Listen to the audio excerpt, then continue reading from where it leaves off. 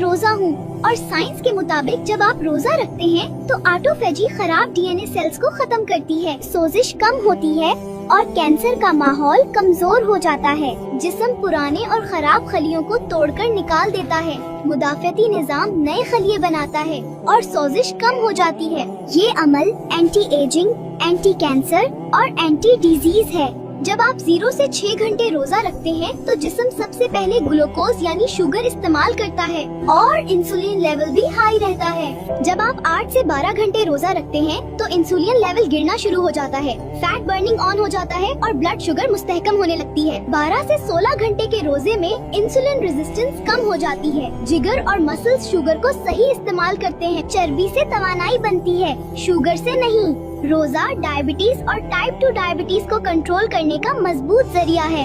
High blood pressure में रोजा रखने से इंसुलिन कम होता है, नमक की मिकदार कम जमा होती है और खून की नालियां रिलैक्स हो जाती हैं। इसीलिए रोजे से नसों का प्रेशर कम होता है और ब्लड प्रेशर कुदरती तरीके से कंट्रोल हो जाता है। मोटापे और पेट की चर्बी के लिए रोजा इंसुलिन को कम करता है, चर्बी जलने लगती है और हार्मोन्स का तवाजुन बेहतर हो जाता है। पेट की चर्बी कम हो जाए तो ब्लड प्रेशर, शुगर और दिल सब कंट्रोल में आ जाते हैं। दिल की बीमारी में रोजा रखने से खराब कोलेस्ट्रॉल कम होता है, अच्छा कोलेस्ट्रॉल बढ़ता है और खून जमने का खतरा कम हो जाता है।